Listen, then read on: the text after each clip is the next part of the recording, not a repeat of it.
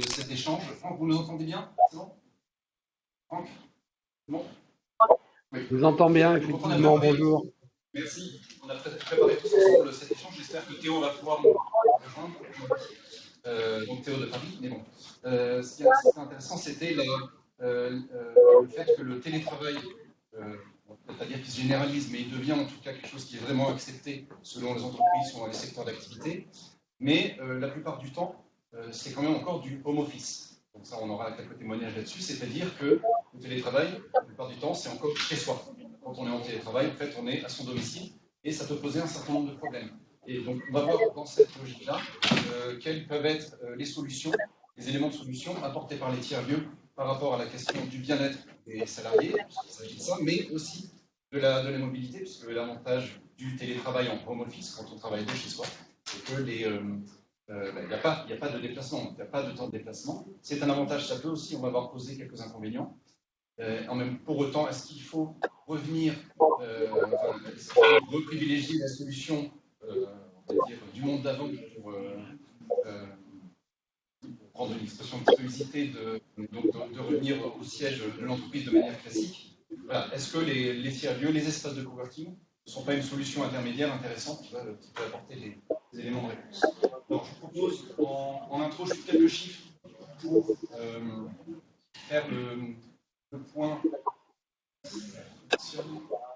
Ah, Théo. On a récupéré. Tu nous entends, Théo? Oui, bonjour à tous. Super, bonjour, bienvenue. Merci. Donc oui, voilà, je posais un petit peu la problématique sur les chiffres qui sont, je pense, diffusés. Est-ce que ça marche? Voilà. Donc quelques chiffres rapidement issus génériques sur le télétravail. C'est difficile d'avoir des statistiques, mais ça concerne aujourd'hui environ 15% des salariés en France. Ça dépend vraiment des sorties de confinement, des secteurs, etc. Mais bon, c'est quand même une évolution très notable par rapport à l'avant-Covid, évidemment. Hein. Alors, quel problème ça pose? Du côté positif, ça c'est. Alors, il y a beaucoup de chiffres issus d'une récente enquête de début septembre menée par CGT Cadre, donc peut-être un petit biais, mais c'est quand même des chiffres intéressants parce qu'ils ont interrogé 14 800 personnes. Dans ce panel-là, tous secteurs confondus, 98% des salariés plébiscitent le télétravail, plus de 50% estiment être moins fatigués, principalement parce qu'il n'y a pas de temps de déplacement, il n'y a pas de stress lié au déplacement. 83% reconnaissent bien le vivre au quotidien, alors c'est un ressenti générique, donc voilà, c'est lié au fait qu'ils sont contents avec cette solution. Merci Laurent.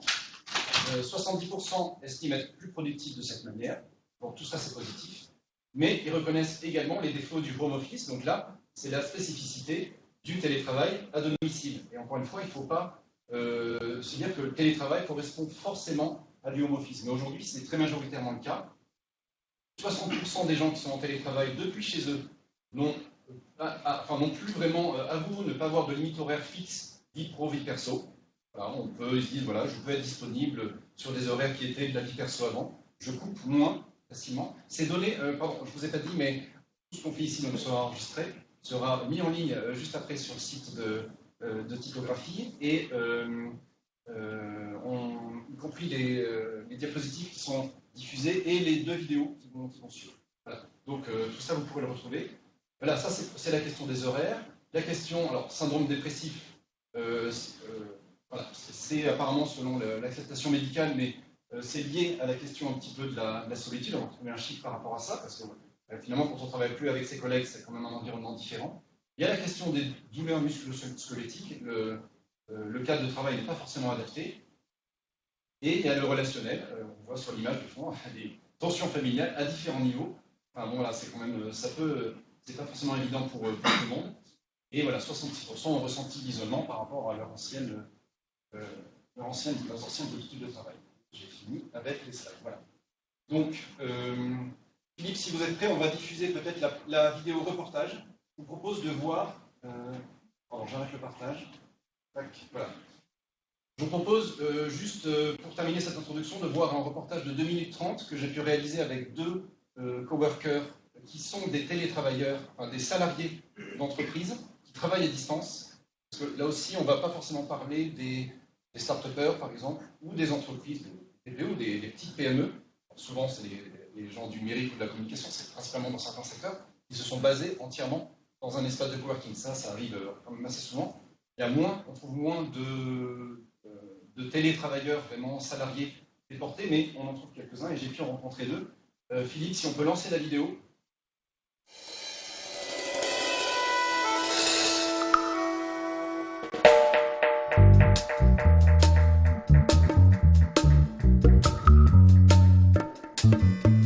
Je m'appelle Simon Tinco, je suis chef de projet et ingénieur en mécanique pour la société Mac3. C'est une entreprise basée à Saint-Cyprien dans la Loire.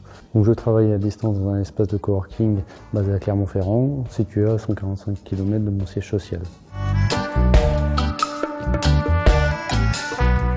Christophe Joubert, expert technique pour la société Dionix, dont son siège social est basé à Paris. Moi personnellement, travailler de chez moi, c'est pas forcément ce qui m'intéressait. Je souhaitais plutôt différencier mon espace de travail de ma vie personnelle. Pour ma part, c'est important le fait de faire la démarche d'aller à un endroit autre que son domicile pour travailler. Se laisser un temps pour le travail et un temps pour la famille. Donc ici on est à Turing. Le cadre est plutôt dynamique, jeune on va dire, et puis bien situé dans le parc de la Part-Dieu, avec un accès rapide à l'autoroute. Alors moi je suis de Saint-Amand-Talin, un petit village à l'extérieur de Clermont, donc pour accéder c'est 10 minutes en voiture, donc du coup ça m'allait très bien.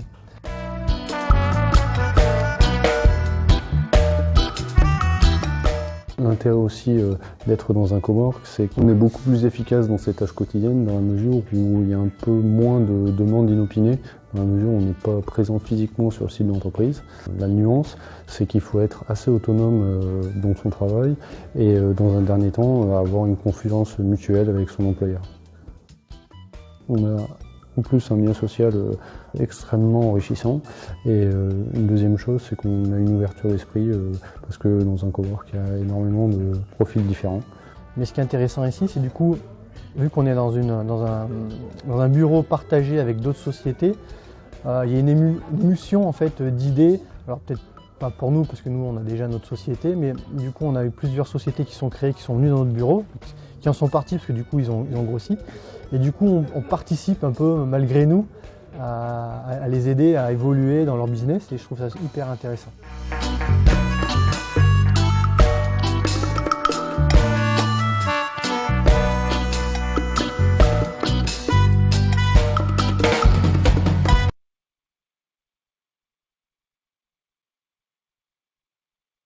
Finalement en miroir des chiffres qu'on a vus sur le home office, on commence à voir un petit peu les avantages ressentis par les télétravailleurs dans un cowork. Franck, merci d'être avec nous. Franck, vous travaillez, vous êtes directeur et cofondateur, je crois, du bureau d'études Ocalia sur notamment qui traite des mutations du travail. Vous êtes basé à Lyon. Vous avez notamment mené une étude sur la région Auvergne-Rhône-Alpes avec le MEDEF sur cet angle-là. Est-ce que vous pouvez nous en dire un petit peu plus en ce qui concerne les apports des tiers-lieux et espaces de coworking pour ces travailleurs distants? Alors, bonjour. Alors, en fait, l'étude portait pas vraiment sur l'usage des tiers-lieux, elle portait plutôt sur l'impact du télétravail et de la crise en période de crise sanitaire. Donc, en fait, cette étude avait permis, conduite avec le MEDEF et l'ANAC, l'Agence nationale de l'amélioration des conditions de travail, consistait à étudier sur un panel représentatif des salariés d'Auvergne-Rhône-Alpes comment ils vivaient en fait le passage massif, assez brutal au télétravail, et quels impacts ça avait à la fois sur leur qualité de vie au travail et puis aussi sur leur productivité. Donc c'était bien évidemment du déclaratif. Par contre, ce qui ressortait, qui est connecté tout à fait avec le sujet des tiers-lieux, c'est on retrouve les chiffres que vous avez déjà présentés, c'est-à-dire qu'au bout de quelques mois de pratique du télétravail, malgré, et c'est très important à rappeler, que les conditions du télétravail, notamment pendant la première période de confinement, étaient tout à fait particulières et finalement assez éloignées de ce qu'on considère comme du télétravail classique. C'est-à-dire que souvent, c'était du télétravail à 100%. Parfois, il fallait gérer les enfants et la scolarité des enfants au domicile. et souvent c'était non préparé par les entreprises qui ne pratiquaient pas le télétravail précédemment ou de manière très réduite. Donc du coup, tout ça a été subi et malgré cette situation subie, cette situation exceptionnelle, en fait, les chiffres traduisaient que globalement, un, les gens souhaitaient poursuivre, et deux, que tous les indicateurs liés à la qualité de vie au travail étaient plutôt en progression, à part ceux liés à l'isolement, d'une part, et puis où on avait par contre des éléments un petit peu spécifiques, c'est tout ce qui concernait le stress et l'intensité du travail côté manager, en fait, qui ont dû subir cette situation, qui ont dû s'adapter, qui n'avaient pas forcément de pratique antérieure du télétravail, qui ont dû s'adapter à tout ça. Donc globalement, ce qu'on peut en dire, et toutes les études qui ont été faites un an après, même s'il y a un certain nombre d'éléments qui ont été renforcés, notamment l'isolement, un certain nombre de difficultés que vous avez déjà évoquées, globalement, ça se passe bien. Par contre, quand on isole, et c'est le deuxième élément et ce qui connecte avec notre sujet des lieux de travail partagés, espaces de coworking et autres, quand on isole les personnes qui déclaraient avoir un logement inadapté à la pratique du télétravail, donc en gros sur l'échantillon de 2000 répondants qu'on avait sur la région Auvergne-Rhône-Alpes, c'était un peu moins de 15% des répondants. En fait, quand on isolait ce segment-là, qu'on observait, c'est qu'eux, pour le coup, avaient des indicateurs liés à la qualité de vie au travail qui chutaient fortement. Alors, cette inadaptation du logement, elle tient à des facteurs qui peuvent être assez différents les uns des autres. Hein. Le premier, ça peut être simplement que la connexion Internet au domicile est de mauvaise qualité et permet pas un travail confortable. Pour un certain nombre d'autres personnes, c'était des conflits d'usage entre vie pro et vie perso, l'incapacité parfois, notamment pour les gens qui habitent en ville, avec des logements plus étroits, de pouvoir s'isoler à son domicile, etc. Et c'est vrai qu'une de nos conclusions, et là qui fait tout à fait le lien avec ce que vous avez évoqué, et puis les témoignages qu'on a pu voir, juste avant, c'est que du coup, ça plaide pour cette catégorie à minima de collaborateurs pour des solutions alternatives que peuvent constituer les espaces de travail partagé, espaces de coworking et autres offres qui émergent sur le marché maintenant depuis une petite dizaine d'années. Ok, Franck, merci beaucoup. Donc, si je comprends bien, vous auriez tendance quand même à tempérer un peu les chiffres, peut-être qui ont été présentés en intro là, de la CGT cadre, et en insistant sur le fait qu'il y a une catégorie des travailleurs qui subissent vraiment des problèmes liés à l'inadaptation de leur domicile pour le télétravail.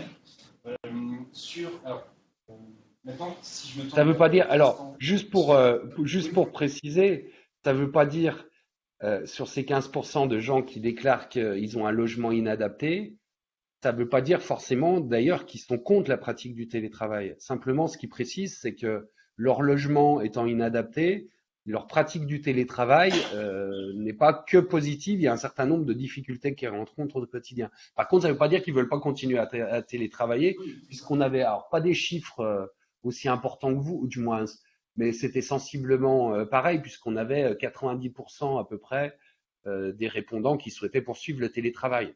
Donc ça veut dire qu'il y a une partie des gens qui a déclaré un logement inadapté qui souhaitaient cependant poursuivre le télétravail. Et c'est là où ça plaide effectivement pour des solutions alternatives. Oui. Alors justement, si on surfe un petit peu là-dessus sur la volonté de continuer le télétravail, mais dans des bonnes conditions.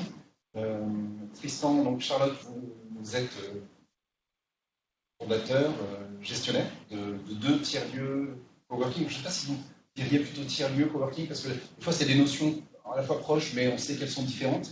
Donc comment vous les définissez chacun, et finalement qu'est-ce que vous apportez en réponse à ces gens qui veulent continuer le télétravail, mais pas chez eux? Nous déjà, on se définit plutôt comme un espace de coworking plutôt qu'un tiers-lieu. Tu peux rappeler juste Oui, Cowork & Com à Saya, donc on est à 10 minutes du centre-ville de Clermont-Ferrand et de Riom également. Du coup, nous, on est un petit espace, on a 130 mètres carrés et on a une douzaine de bureaux.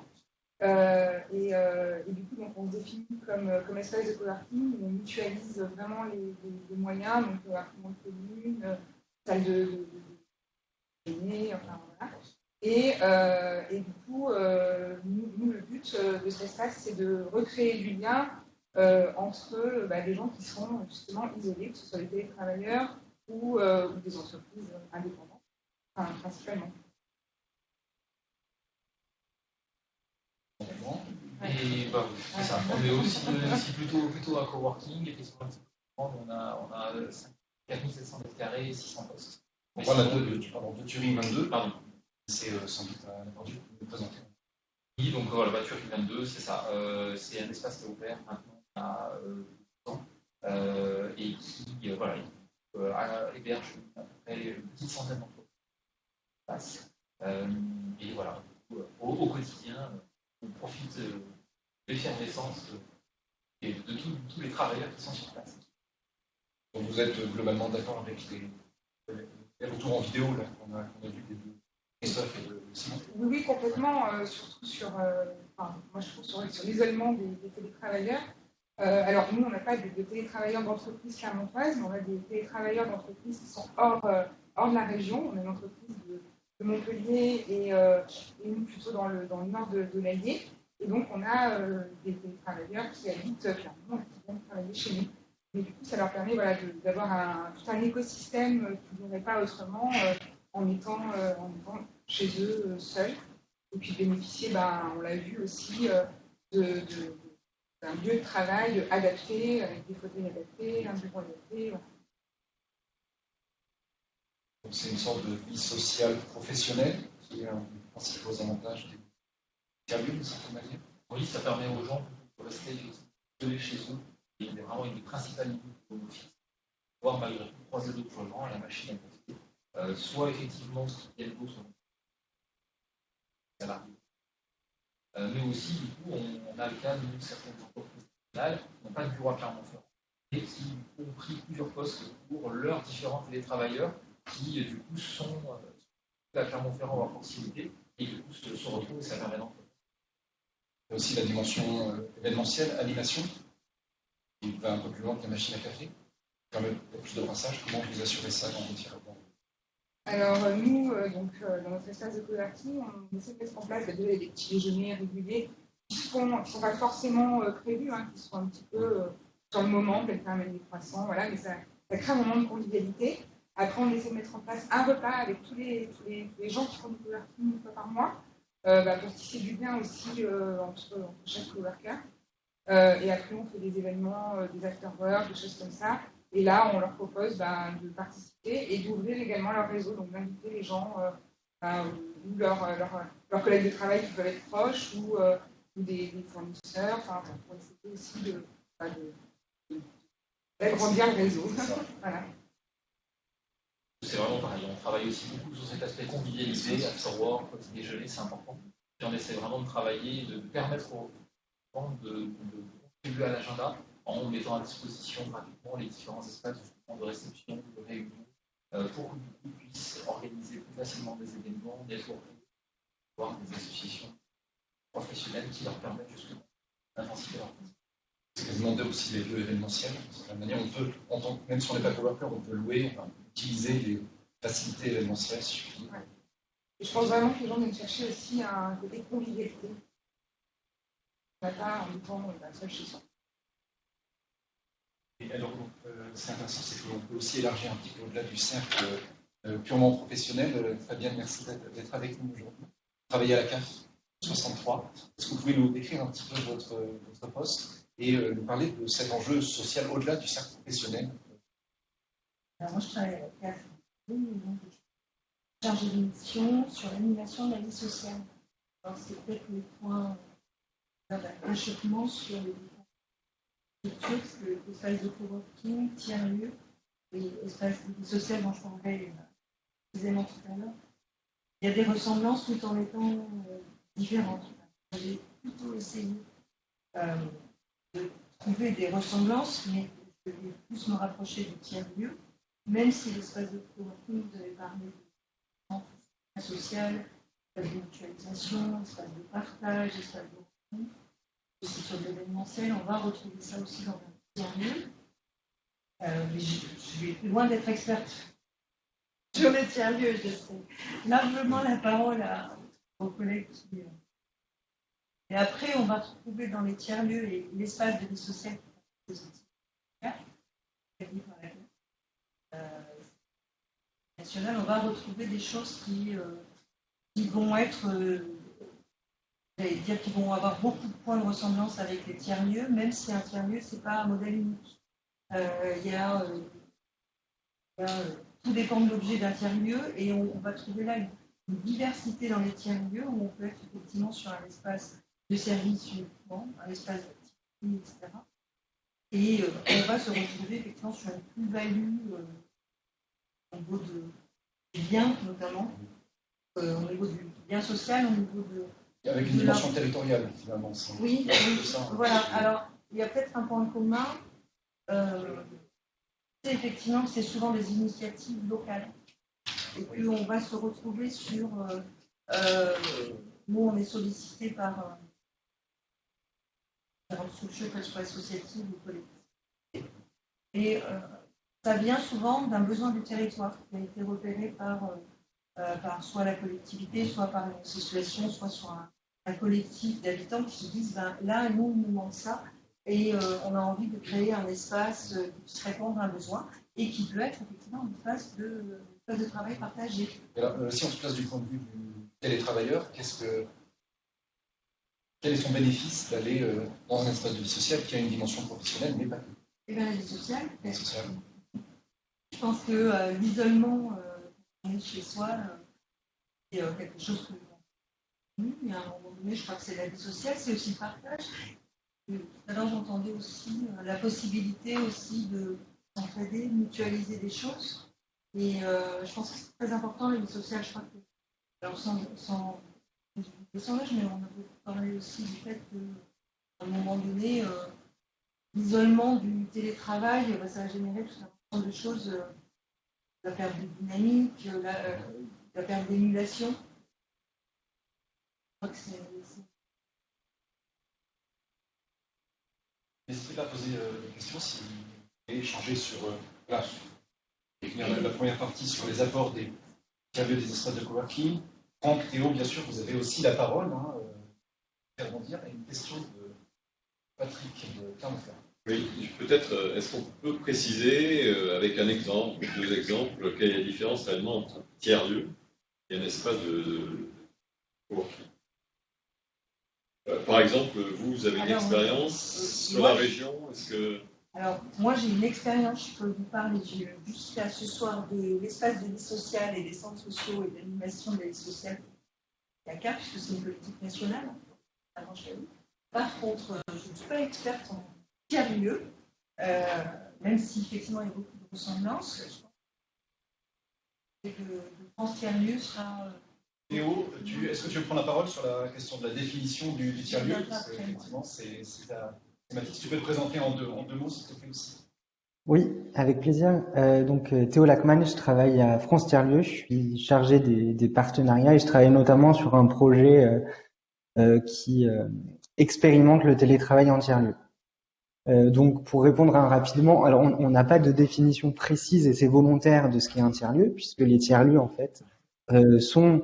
Alors c'est vrai qu'ils viennent quand même de cette idée d'avoir des lieux entre le domicile et le travail, et donc permettre aux salariés de travailler dans un autre espace. Donc ils viennent quand même de cette dynamique des coworking, mais avant tout, c'est quand même des lieux qui sont créés par des citoyens qui ont envie d'entreprendre ensemble sur un territoire, et ils répondent en fait à des besoins très spécifiques de ce territoire. Donc les tiers-lieux, on va dire, si vous voulez, les coworking sont généralement des tiers-lieux, mais les tiers-lieux sont pas tous des coworking déjà. Et les tiers-lieux sont vraiment des lieux qui vont sur cette émanation citoyenne et cette volonté de répondre à des enjeux très locaux, à plusieurs, avoir des activités très hybrides. Et la plupart vont intégrer des espaces de travail partagé et vont avoir vraiment du coworking. Mais les tiers-lieux n'ont pas tous des coworking. Certains ont principalement cette activité-là et d'autres vont avoir cette activité de coworking, mais parmi beaucoup d'autres. Typiquement, il va y aussi y avoir une différence en fait entre zone rurale et zone urbaine.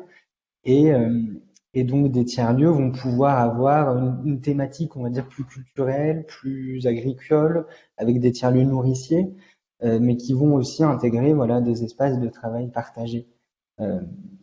Donc voilà, pour moi, les coworking sont des tiers-lieux à partir du moment où ils ont un modèle de gouvernance assez horizontal, où ils vont avoir aussi des activités qui vont permettre aux citoyens de se former un peu. Donc, pas tous les coworking sont considérés comme des tiers-lieux, en tout cas dans la vision que porte France Tiers-Lieux. Donc, il y a vraiment cette notion aussi de quelle gouvernance il va y avoir derrière. Et est-ce que les usagers, par exemple, du coworking vont pouvoir participer à la vie du coworking, de l'espace de travail partagé? Est-ce qu'ils vont pouvoir avoir une zone un peu de décision aussi sur certaines missions, sur certaines activités? Il y a une question de gouvernance, il y a une question d'ouverture aussi. Hein. Est-ce que l'espace de coworking va se rapprocher d'associations à côté de lui et va pouvoir vraiment monter des projets avec ou faire un lien avec les écoles à côté? Et est-ce que par exemple les résidents de l'espace de coworking vont être amenés à rencontrer des demandeurs d'emploi? Enfin, je dis vraiment plein d'exemples comme ça, hein, mais ou alors à apprendre des jeunes qui sont un peu en situation de déprofessionnalisation et favoriser des rencontres. Est-ce que le lieu favorise ça ou pas? Ou est-ce qu'on est purement dans un espace de travail partagé qui accueille qui accueille des travailleurs et uniquement? Pour moi, il y a cette gouvernance et il y a l'ouverture aussi du lieu qui vont faire qu'on est plutôt sur un tiers-lieu qui a un coworking ou si on est uniquement sur le coworking.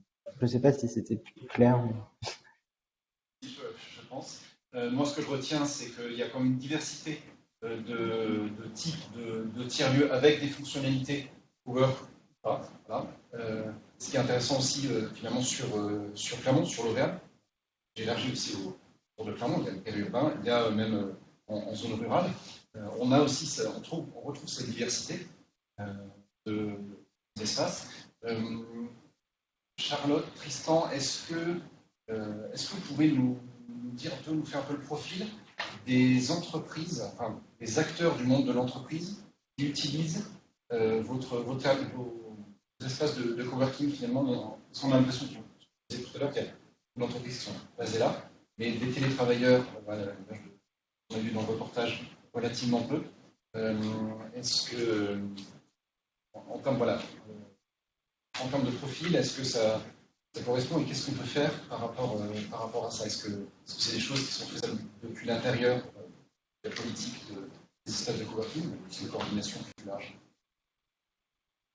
Nous, de notre côté, aujourd'hui, nos espaces, on a toutes nos places se répartissent en 3 tiers.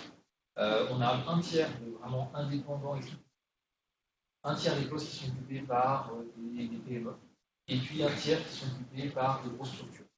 Souvent, effectivement, c'est peut-être plus dans cette dernière qu'on va avoir peut-être des télétravailleurs qui sont en fait souvent des antennes détachées des groupes nationaux ou internationaux.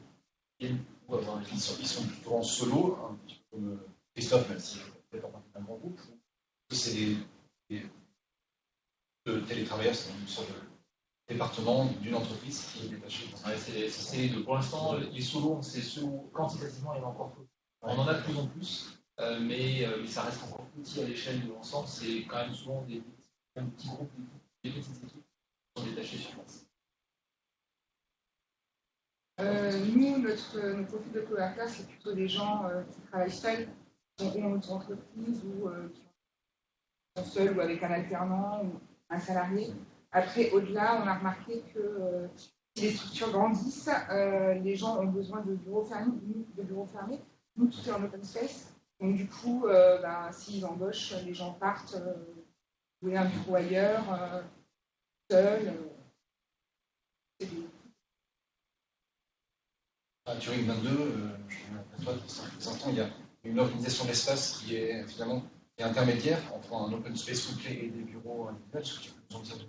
Oui, alors aujourd'hui, on a 3 types d'espaces à Turing 22. Le plus gros, ce sont les bureaux privés, c'est-à-dire des bureaux dans lesquels qui sont faits pour aller de 2 jusqu'à une vingtaine de personnes pour les et où là vraiment une entreprise peut réserver complètement son propre bureau à sonoriser et aménagé comme elle le souhaite. Ensuite, du coup, les places attribuées dans des bureaux partagés, où je suis seul ou seulement avec 2 ou 3 personnes, et je suis dans un bureau qui va représenter un 16 postes. Je vais avoir vraiment une place à moi. J'ai le badge à mon bureau, mais je partage le bureau avec d'autres. Et puis enfin, ceux qui sont tous en nomade, qui vont pouvoir simplement venir à la journée et venir s'installer n'importe où dans les espaces communs qu'on a à disposition. On a aussi bien des espaces très vivants, des espaces calmes. Je peux vraiment naviguer librement. Alors, sur cette cartographie, en quelque sorte, pas forcément la cartographie des tiers-lieux, mais déjà la cartographie, le mapping des liens entre les entreprises et les tiers-lieux en France. Franck, Théo, vous avez une vision un peu plus large que strictement auvergnate, en quelque sorte. Est-ce que vous confirmez ce que disent Tristan et Charlotte? Quelle vision vous avez aujourd'hui, si on prend une photographie de ces rapports entreprises tiers-lieux et coworking? J'y vais, Théo. Oui, ouais, si vous voulez.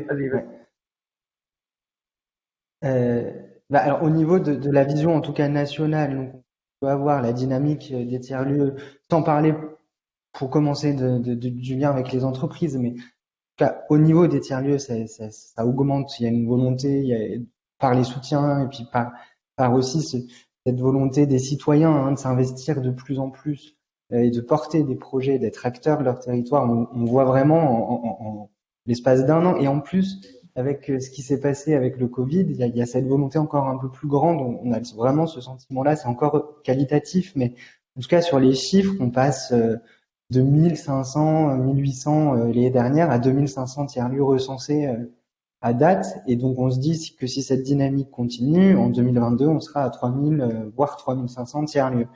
De toute forme. Hein. Encore une fois, on n'a pas de définition très carrée, c'est une volonté de notre part. Ce qu'on sait aussi, c'est qu'il y a 75% des tiers-lieux qui ont des activités de coworking.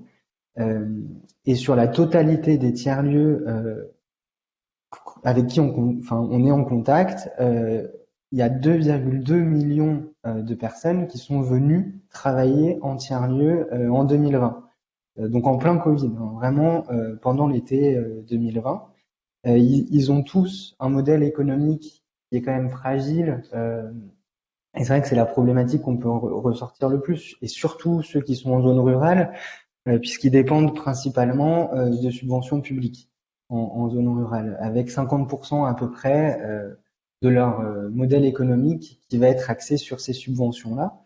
Au niveau du lien avec les entreprises, alors dans un rapport 2020 de la dynamique des ateliers de fabrication numérique en France, et qui intégrait des espaces de travail partagés dans tous les tiers-lieux, donc des tiers-lieux qui vont avoir des ateliers de fabrication partagés, donc des imprimantes 3D à disposition, des découpeuses laser.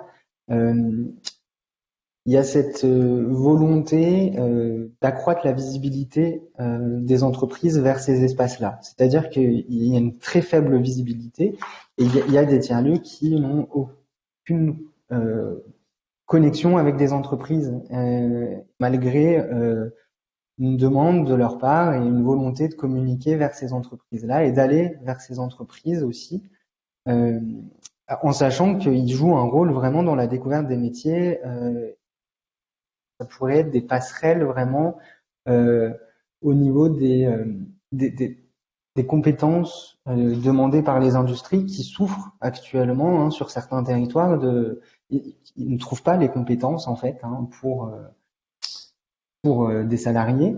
Et donc l'idée, ce serait d'avoir ces tiers-lieux comme passerelles où les gens du territoire, les demandeurs d'emploi viendraient apprendre des compétences en tiers-lieu et faire le lien avec les entreprises proches.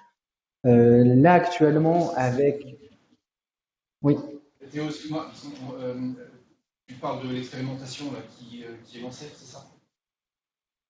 Non, ça c'est une volonté, mais qui va aussi, en fait, avec... vient de sortir un nouveau rapport. Et là, dans le cadre de France Relance, le gouvernement a annoncé 130 millions d'euros de soutien pour les tiers-lieux, avec plusieurs recommandations. L'une étant, et donc en lien avec ce que je viens de dire, sur la mise en place de manufactures de proximité. Donc l'idée, c'est de commencer par 100 manufactures de proximité dans des territoires en QPV ou en zone rurale pour vraiment s'appuyer sur les acteurs tiers-lieux du fer et des tiers-lieux qui ont des espaces de coworking, mais qui pourraient vraiment aussi mettre en place des unités de production, des petites unités de production pour fabriquer local et être en lien avec les entreprises proches. Et il y a vraiment cette volonté de rééquilibrer les territoires. Et ça fait vraiment partie d'une des mesures qui est en train de sortir dans France Relance.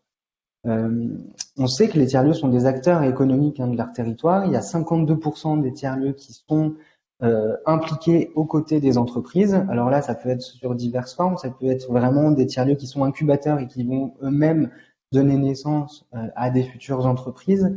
Et donc, on a beaucoup d'espaces de travail partagés qui vont avoir des programmes d'incubation, des programmes d'accompagnement pour des futurs entrepreneurs ou auto-entrepreneurs.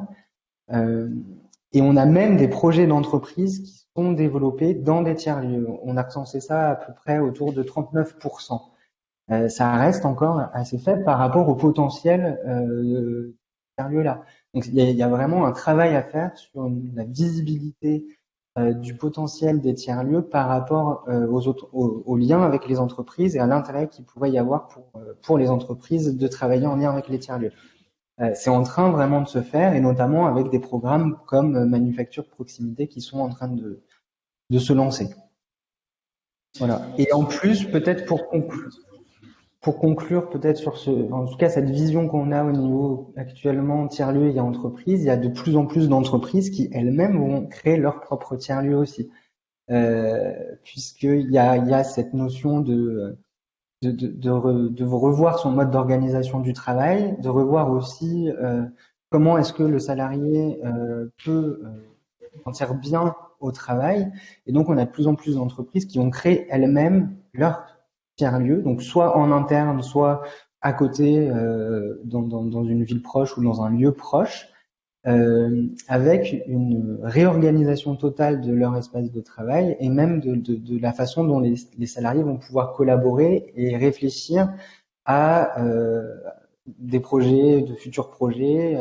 Après, ça reste, de ce qu'on peut voir, soit des entreprises qui sont vraiment dans la tech et dans le numérique, avec des salariés qui sont plutôt sur du niveau cadre, qui ont une certaine autonomie de travail et qui du coup vont pouvoir avoir cette liberté d'aller investir dans un tiers-lieu, d'avoir cette liberté autorisée par l'entreprise pour pouvoir collaborer pendant plusieurs jours avec d'autres collaborateurs, soit en interne, soit voilà, même avec d'autres entreprises.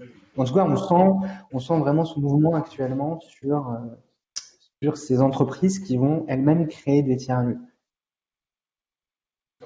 Et quand on regarde la cartographie des flux de déplacement domicile-travail, on voit bien que les tiers-lieux sont principalement dus à des nœuds où les flux sont les plus forts entre le domicile et le travail.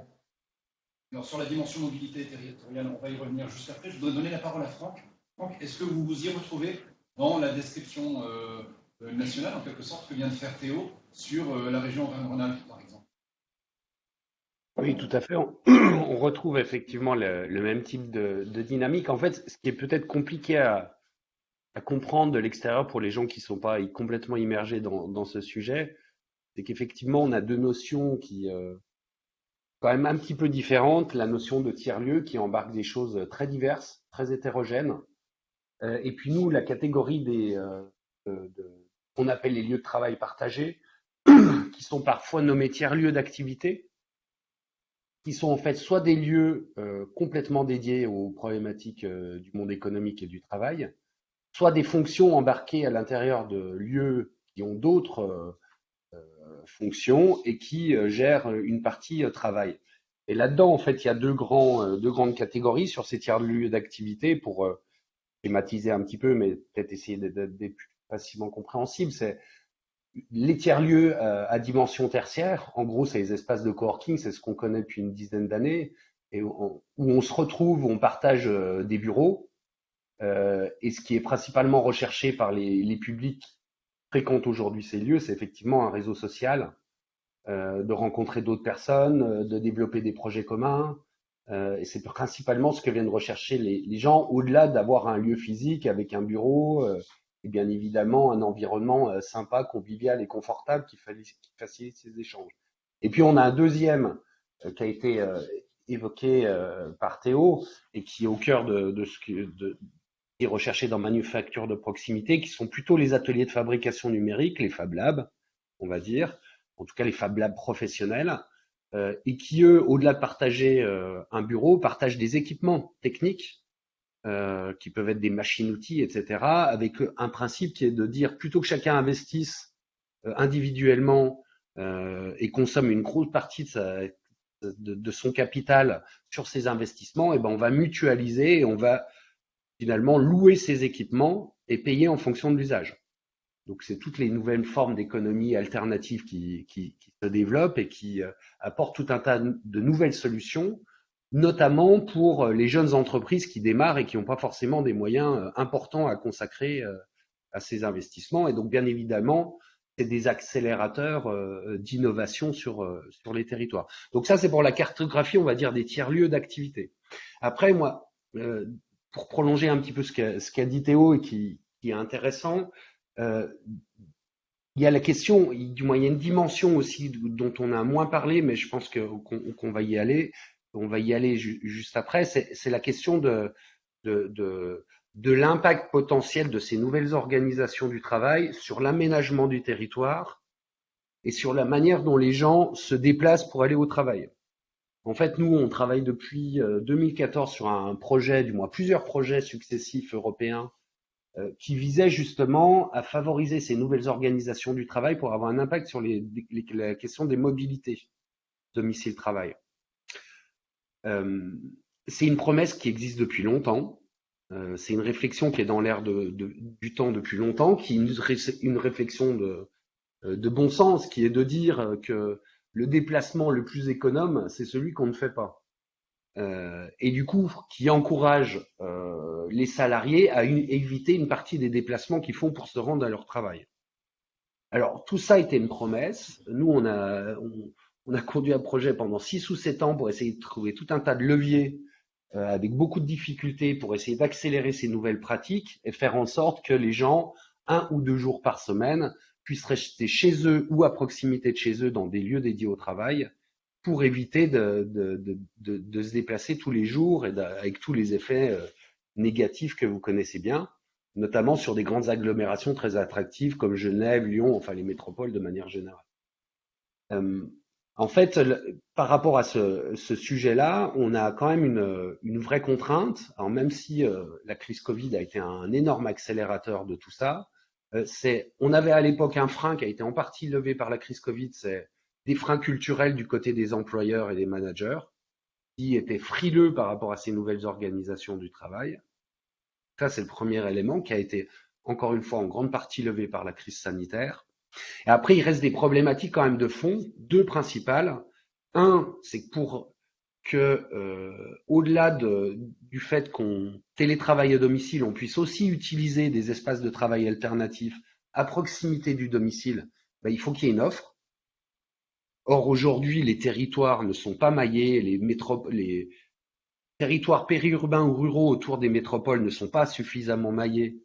Il n'y a pas suffisamment d'offres pour être un recours considéré comme activable par les employeurs. Ça, c'est le premier élément. Et puis, il y a un deuxième élément qui est quand même le nœud du problème, c'est qui paye. Et en fait, le gros sujet qui reste aujourd'hui, c'est en gros, dans ces situations-là, est-ce que c'est le collaborateur qui doit payer? A priori, non. Dans ce cas-là, ça veut dire que c'est l'employeur.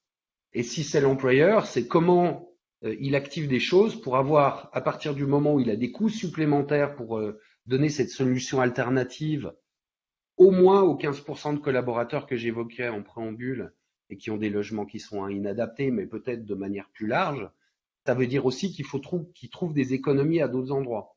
Et les économies, c'est des nouvelles organisations immobilières, etc. Et tout ça, c'est du temps. Et donc, pour l'instant, on n'y est pas du tout.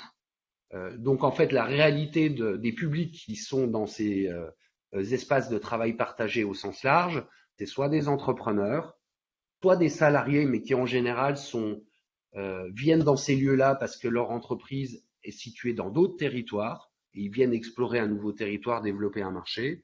Par contre, des salariés qui pendulent tous les jours entre leur domicile et leur lieu de travail, on en a encore très très peu dans les espaces de travail partagé.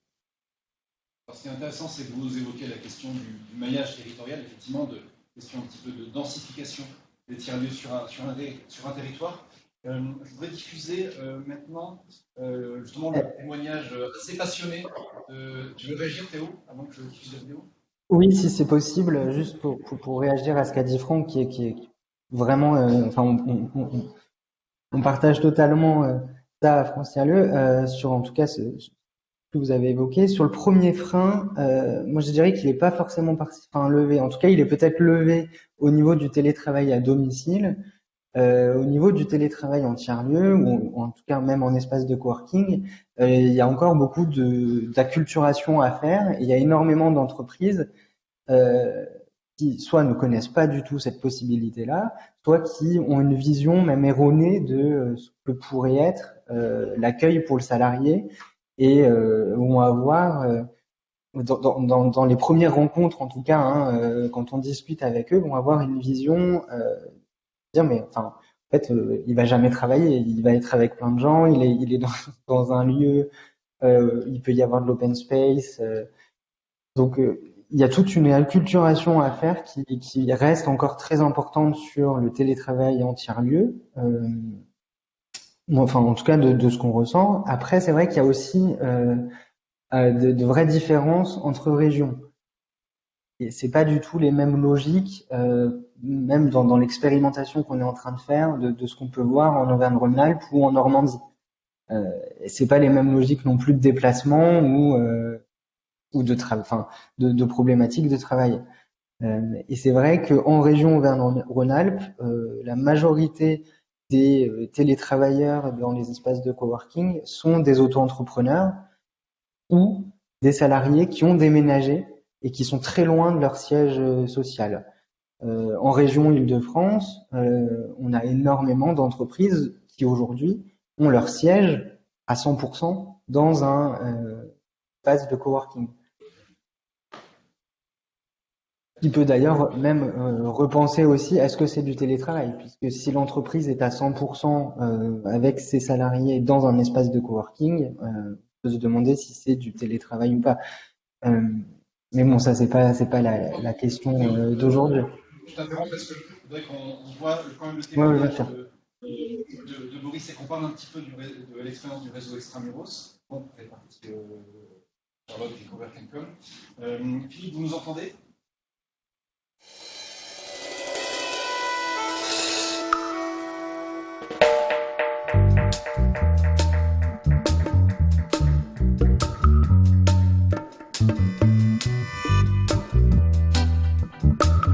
On va décloisonner l'entreprise grâce au coworking. Je t'explique.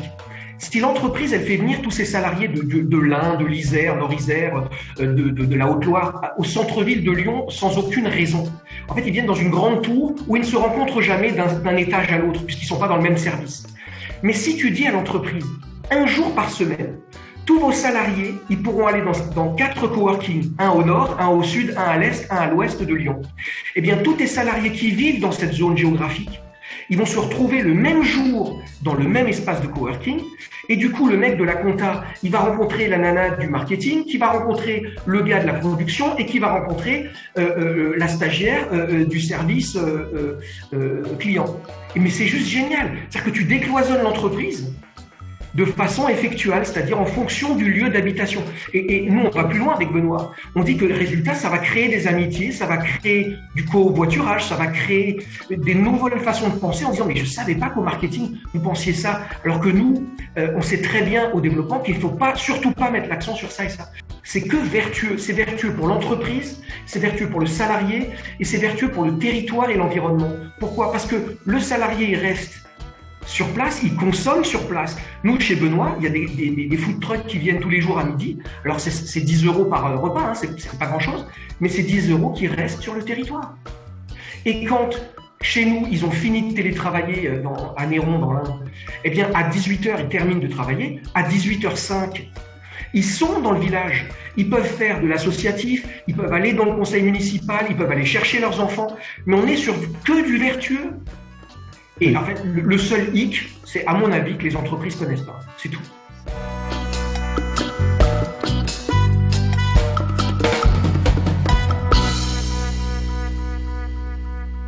Est-ce que tu peux nous parler de ce réseau? Tu es en lien avec Louis, tu es là représentant principal du réseau sur le Puy-de-Dôme. Comment ça se passe et quel est son objectif? Depuis 2020, du coup, on a rejoint le réseau Extramuros puisqu'ils ont souhaité s'étendre. C'est parti de Lyon et autour de Lyon. Et le but, c'est qu'il y ait une même offre commune à tous les espaces de coworking qui sont adhérents et que Extramuros puisse aller proposer aux entreprises un prix unique que le télétravailleur vienne à Saya ou aille du côté de Lyon. Donc voilà, et permettre aussi de se faire. J'appelle les autres espèces de coworking et me rejoindre, hein, n'hésitez pas. C'est un réseau qui est surtout développé sur Rhône-Alpes. Oui, principalement Rhône-Alpes, et puis on aimerait développer sur l'Auvergne. Voilà, ça peut aussi offrir une visibilité vraiment à tous ces lieux de coworking. Et est-ce qu'on observe autour de Lyon, effectivement sur la carte d'Extramuros, on voit qu'il y a un tiers-lieu adhérent, est-ce qu'on observe que justement cet effet de masse, ça fonctionne auprès des entreprises, parce qu'on arrive à une densité où l'entreprise sait qu'il y aura toujours un tiers-lieu à proximité?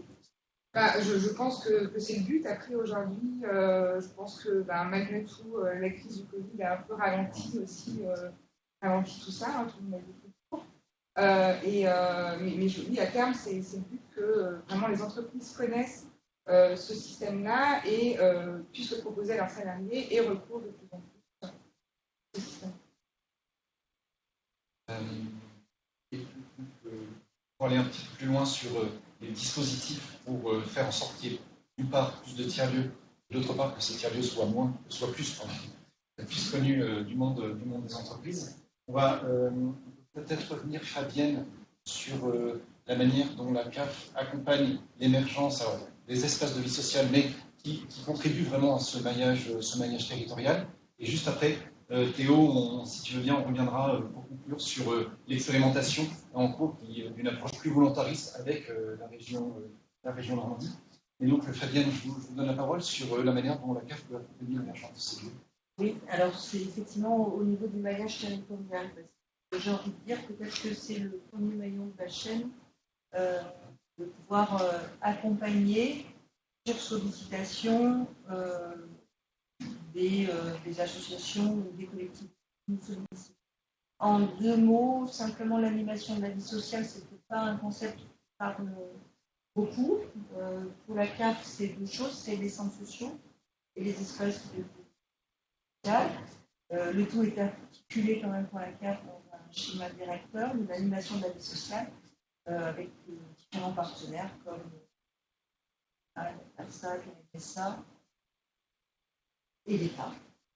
Et on est sur des orientations, et les dernières orientations de ce schéma arrive à échéance, c'est de développer, notamment dans des territoires jugés prioritaires où il n'y avait aucune structure d'animation de la vie sociale, des espaces à l'initiative des habitants.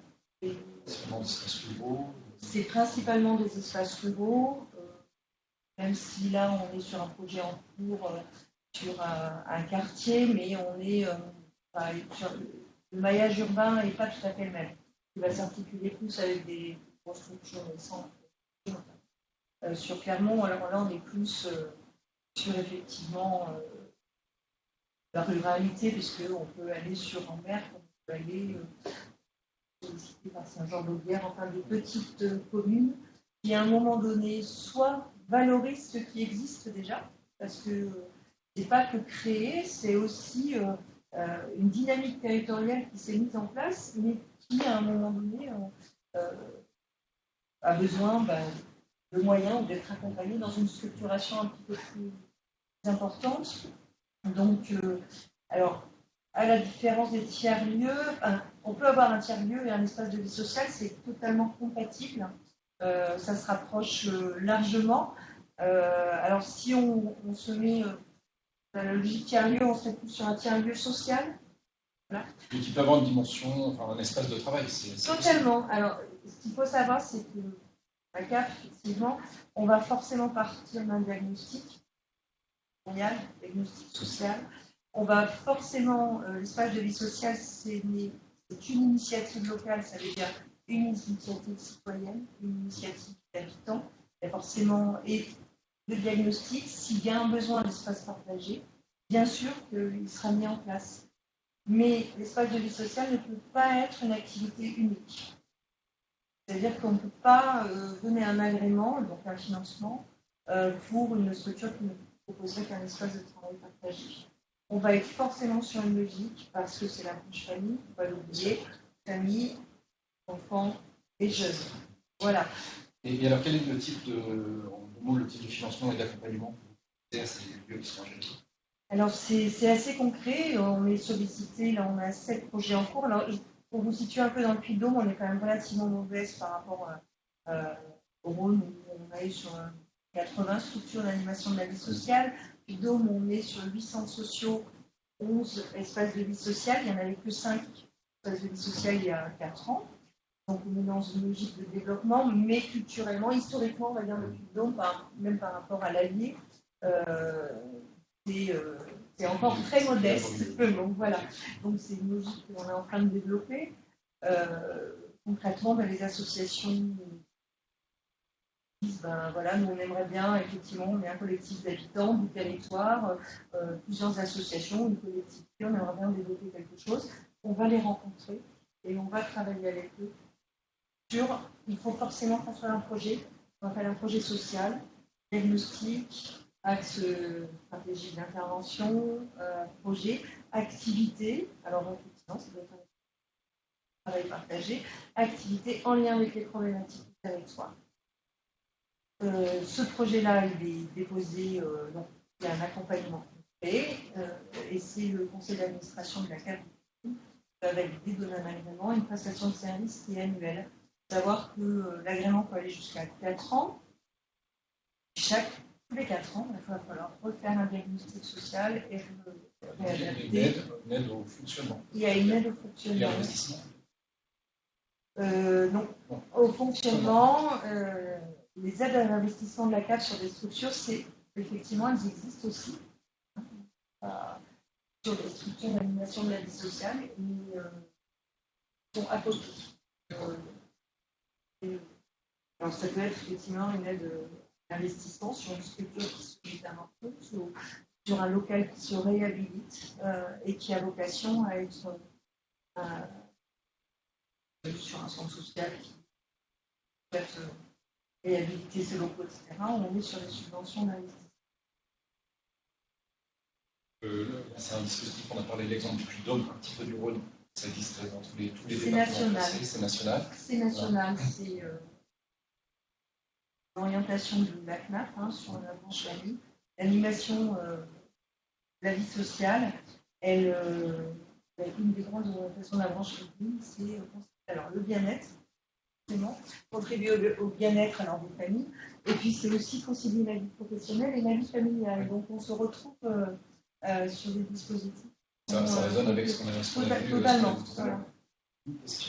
Oui. Juste pour peut-être avoir un exemple ou deux, on y fait quoi dans ces espaces d'information Alors,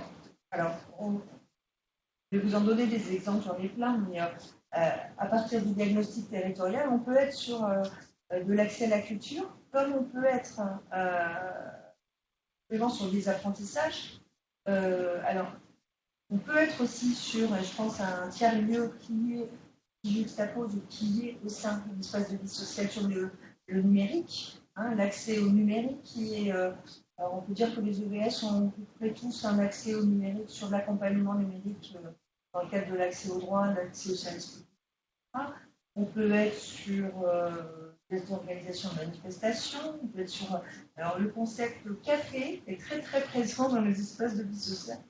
Et je veux dire que c'est peut-être le fondement de tout toute l'animation. Voilà, le café, ça fait partie du. Voilà. Alors le café, on peut trouver des concerts, mais on peut trouver aussi tout un volet parentalité, des ateliers parents-enfants, des activités en direction des familles, faut oublier les seniors. Il y a de plus en plus de développement, on va dire, d'action en direction des seniors, notamment sur les territoires ruraux. Et puis, quelque chose qui se développe depuis peu, c'est des espaces de vie sociale itinérants. C'est-à-dire qu'il n'y a pas forcément un lieu fixe, mais qui vont bouger sur le territoire parce que, effectivement, la ruralité ne permet pas forcément, soit parce qu'on n'a pas de voiture, soit parce qu'on a de se déplacer, d'aller à la rencontre d'un espace numérique ou d'un atelier qui favorise le lien social, puisque c'est un ancrage fort. Et donc, du coup, on a l'itinérance beaucoup qui se développe sur les territoires. Juste une dernière question sur ce sujet. Est-ce qu'il y a souvent des demandes des territoires d'avoir quand même des espaces de travail dans ces espaces de vie sociale? Est-ce que c'est un point qui remonte fréquemment? Sur l'espace de vie sociale, peu. Mais c'est aussi lié au fait que ce soit peu connu aussi.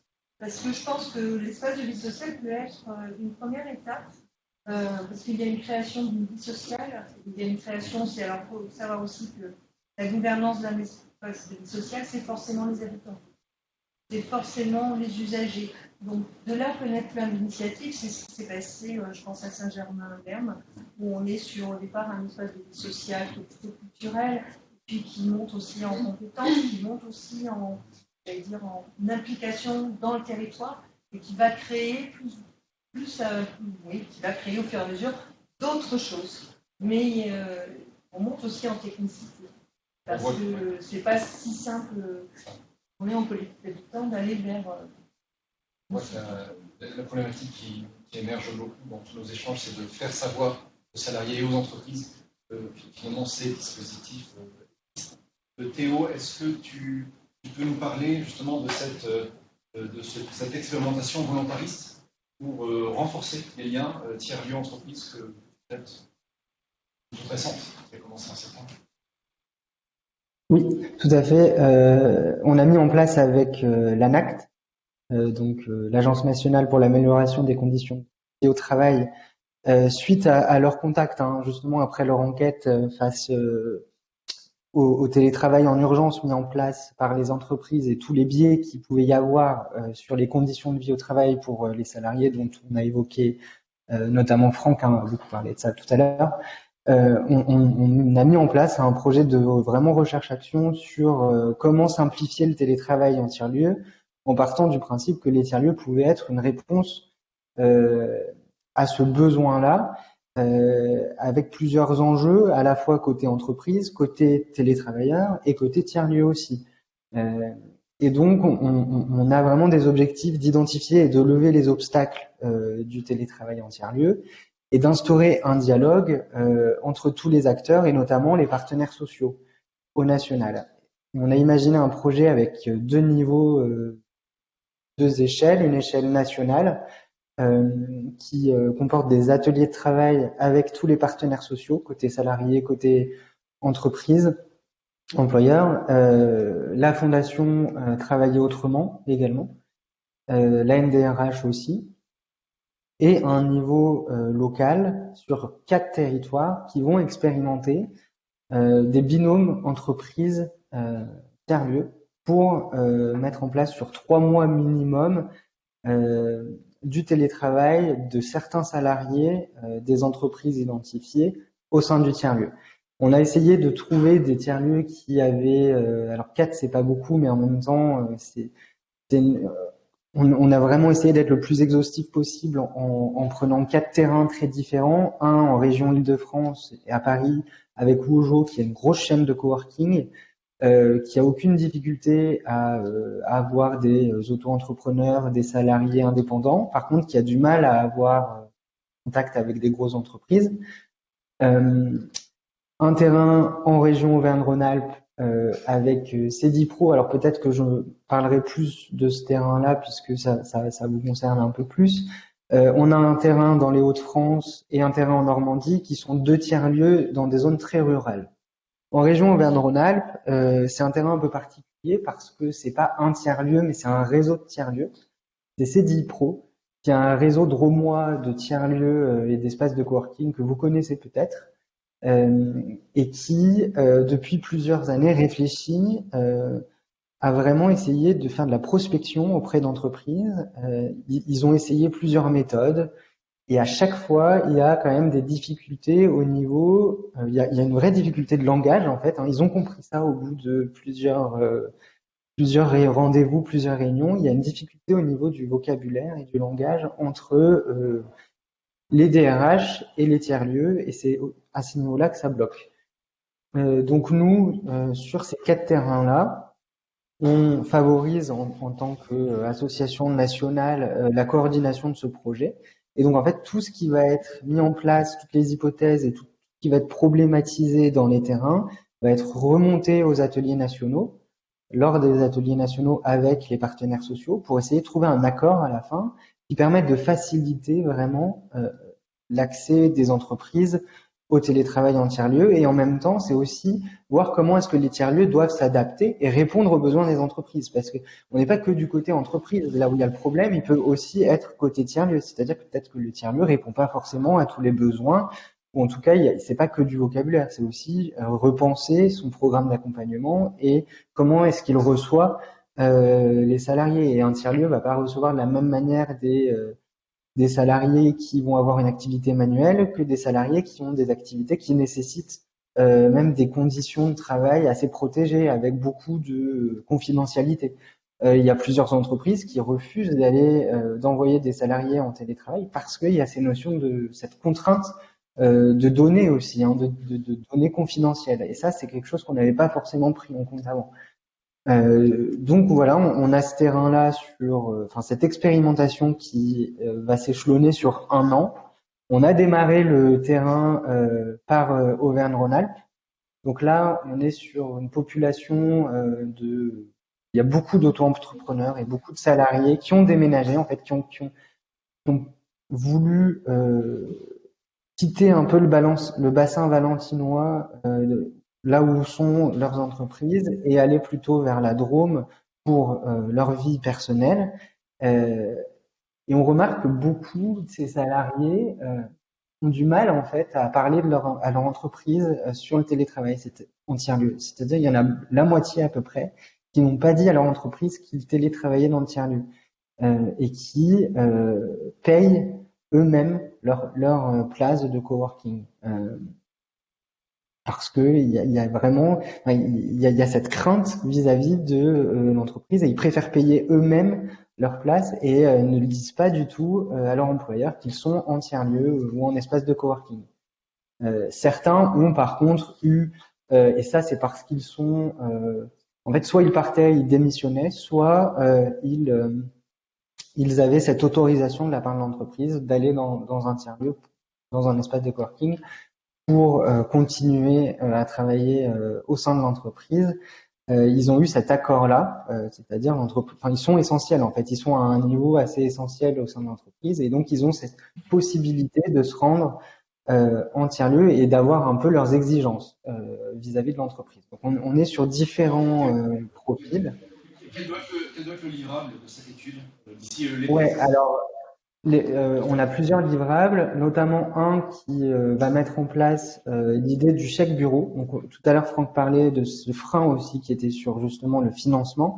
Il y a cette idée de faire un peu comme, de voir en tout cas si cette idée de chèque bureau qui est vraiment copier-coller du ticket restaurant, qui permettrait un cofinancement de la part de l'employeur, de l'État et des collectivités territoriales, de payer l'espace de travail partagé sur vraiment des tickets. Donc ça donnerait un accès aux salariés sur quelques jours dans le mois dans des espaces de travail qui seront cartographiés. Donc il y a aussi cette notion de visibilité et de savoir quel tiers-lieu pourrait accueillir les salariés. Donc il faut que dans ce projet-là, on arrive aussi à visibiliser et il y a toute une question de facilité administrative où les entreprises auraient des accords avec certains tiers-lieux et où le salarié pourrait aller dans les tiers-lieux où il y a déjà eu l'accord en fait avec l'entreprise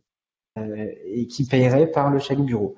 Nous, on a identifié 2 autres livrables au-delà de savoir si ce chèque bureau pourrait être une bonne réponse ou pas. C'est de faire des kits pratiques à destination des tiers-lieux et à destination des entreprises. Des tiers-lieux pour être sûr qu'ils vérifient les bonnes conditions d'accueil des salariés, et à la fois justement pour qu'ils s'adaptent aux besoins des entreprises, et un kit au niveau des entreprises là qui serait co-rédigé avec les partenaires sociaux pour faciliter les contrats en fait avec les tiers-lieux, et notamment avoir un accord un peu cadre, puisque de toute manière on a vu que dans le dernier ANI de novembre 2020, les tiers-lieux figuraient maintenant dans la possibilité du télétravail. C'est la première fois que les tiers-lieux apparaissent dans un accord cadre sur le télétravail. Merci Théo. Je voudrais juste poser une dernière question de conclusion. Je m'adresse à vous tous. Est-ce que, pour élargir un petit peu sur la question des territoires, notamment les acteurs institutionnels et de la mobilité, pour rebondir sur ce que disait Franck aussi tout à l'heure, est-ce que vous pensez à certains territoires qui ont une vraie stratégie de démobilité professionnelle, c'est-à-dire pas annuler la mobilité, bien sûr, mais travailler de manière intelligente sur sa mobilité pour en réduire l'impact, grâce notamment au réseau de tiers-lieux, en favorisant de manière cohérente les liens avec les entreprises de tiers-lieux. Est-ce que vous pensez à des territoires inspirants à ce sujet? Une idée, Moi, je reviens sur mon exemple de Genève. En fait, ils ont été vraiment précurseurs sur cette thématique-là. En fait, pour resituer un petit peu le contexte, donc bon, Genève, tout le monde sait, c'est notamment en raison des salaires, une ville particulièrement attractive, qui a une croissance économique très forte, qui est très dynamique, qui attire donc des populations de salariés qui viennent de plus en plus loin, avec un étalement urbain de plus en plus prononcé, et du coup des impacts et un coût des déplacements qui est de plus en plus fort, à tel point que les problématiques d'engorgement, au-delà de la pollution, des accidents, du stress, enfin de tout ce que ça provoque, ça limite même le développement économique et la croissance de l'agglomération genevoise. Et donc, ils ont mis en place tout un tas de choses en matière de mobilité, notamment un projet dont vous avez certainement entendu parler qui s'appelle le Léman Express, qui a été le plus gros projet ferroviaire au niveau européen des 10 dernières années, et qui visait justement à relier les territoires français et suisses via un tram-train pour rendre le centre de Genève accessible très rapidement, notamment depuis la gare d'Annemasse. Et puis désengorger un petit peu tous les axes, parce qu'ils ont bien évidemment en plus une problématique supplémentaire, et qu'il n'y a pas toujours de continuité de service, puisqu'on est à la fois entre la France et la Suisse, mais aussi entre l'Union européenne et hors Union. Donc tout ça complexifie pas mal de choses. Donc ils avaient tout un tas d'axes, y compris les modes doux, le covoiturage, enfin ils ont fait beaucoup de choses. Et en fait, dès 2014, en fait, c'est comme ça qu'ils sont venus vers nous. Ils sont venus nous poser la question de pousser un axe des mobilités, s'appuierait justement sur ces nouvelles organisations du travail et sur le fait de pouvoir, alors à la fois encourager le télétravail à domicile, parce que c'est bien évidemment un levier beaucoup plus simple à actionner très clairement, hein, mais en même temps trouver des solutions alternatives avec des lieux de travail qui permettent aussi de générer et de lutter contre les problématiques de résidentialisation des territoires périphériques de l'agglomération. Parce que ce sont aussi des territoires qui deviennent de plus en plus dortoirs, où les gens ne se croisent plus, où la vie sociale est très limitée, où il y a quasiment plus d'activité commerciale.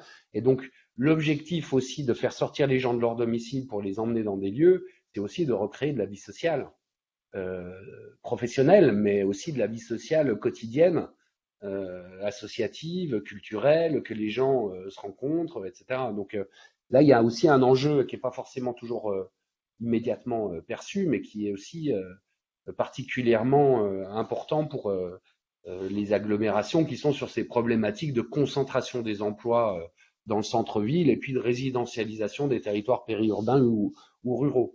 Et donc ça monte un petit peu de partout. La métropole de Lyon, qui avait ces réflexions en tête depuis assez longtemps, souhaite accélérer. Dans le cadre du nouvel exécutif, c'était un des axes de leur politique mobilité qui avait été présentée pendant la campagne, cet axe des mobilités qui s'appuyait sur ces nouvelles organisations du travail. Je sais qu'il y a aussi des réflexions identiques sur Toulouse, sur Aix-Marseille. Donc, bien évidemment, la plupart des métropoles commencent à réfléchir à ces sujets-là. Et pour conclure, c'est quand même un levier assez extraordinaire. C'est-à-dire que c'est un levier qui est globalement très peu coûteux, qui a des impacts massifs. Nous, sur Genève, on estimait qu'avec un jour de télétravail par semaine sur à peu près 15 à 20% de la population, aujourd'hui, on est à beaucoup plus que ça sur la période post-crise sanitaire. Avec ces effets-là, on supprimait 12 millions de déplacements par an et 120 millions de kilomètres.